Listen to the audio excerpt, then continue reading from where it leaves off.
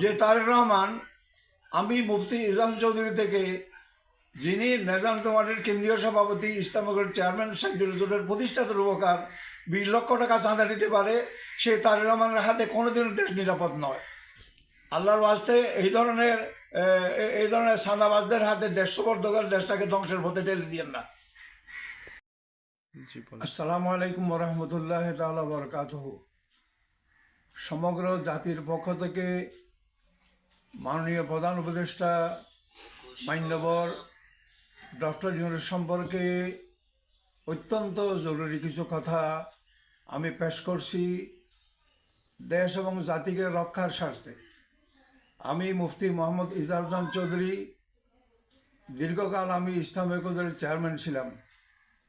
আমি সাইদুল জোটের রূপকার প্রতিষ্ঠাতা, পাকিস্তান প্রতিষ্ঠাতা দল নেজাম ইসলাম পার্টির আমি কেন্দ্রীয় সভাপতি ছিলাম 30 বছর। আমার বাসভবন থেকে সাইদুল জোট গঠিত হয়েছিল।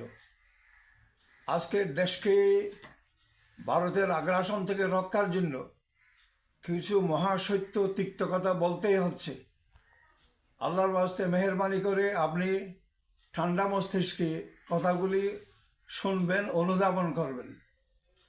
দুর্ভাগ্যজনকভাবে মহাসত্য আজকে উচ্চারণ করতে হচ্ছে যে একটি দলের বর্তমান নেতাকে আপনি লন্ডনে গিয়ে সাক্ষাৎ দিয়েছেন এবং তাকে দেশে ফিরে আনার জন্য আপনি অনেক কৌশল অবলম্বন করেছেন।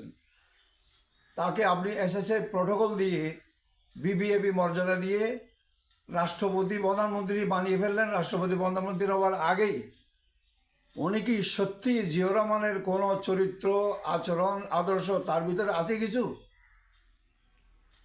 উনি তো কোন সময় ভারতের কাছে বিক্রি হয়ে গেছে এটুকু কি আপনি জানেন না? ভারত তো এদেশকে ধ্বংস করার জন্য তুরুপের তাসের গুটি বানিয়েছে তারেক রহমানকে। আজকে প্রিয় তারেক রহমান, মহাসত্য উচ্চারণ করতে আমরা বাধ্য হচ্ছি। আপনি দোতলায় হাওয়া ভবনের টাকা পয়সা লেনদেন করতেন।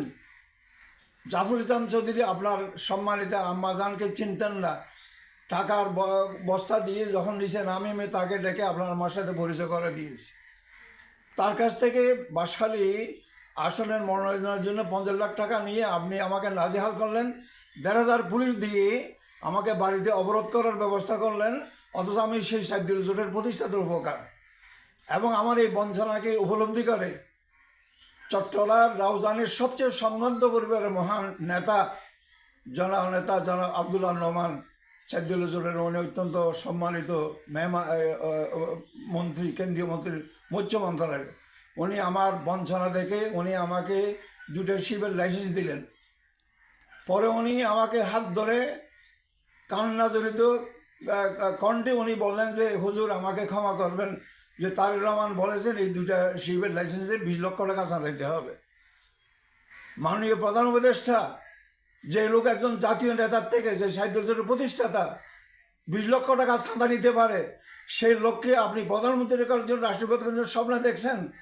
দেশটা কি আপনি তারেক রহমানের মাধ্যমে ভারতের কাছে তুলে দিতে চান? অতএব আমি 2-3 মাস আগে আপনাকে অনুরোধ করেছিলাম, জাতীয় নির্বাচন নয়, আপনি জাতীয় সরকার গঠন করুন। এখনও সময় আছে। আল্লাহর রাস্তে দেশটাকে ভারতের হাতে তুলে দিয়েন না। জাতি আপনাকে ক্ষমা করবে না, বিশ্ব আপনাকে ক্ষমা করবে না। আল্লাহর রাস্তে আমি এই কথাগুলি আবেগ প্রসূত হয়ে বলছি না, কোনো আবেগের তাড়নায় বলছি না, রাজনৈতিকহীন উদ্দেশ্যে বলছি না, দেশ জাতিকে রক্ষার জন্য এই কথাগুলি বলছি।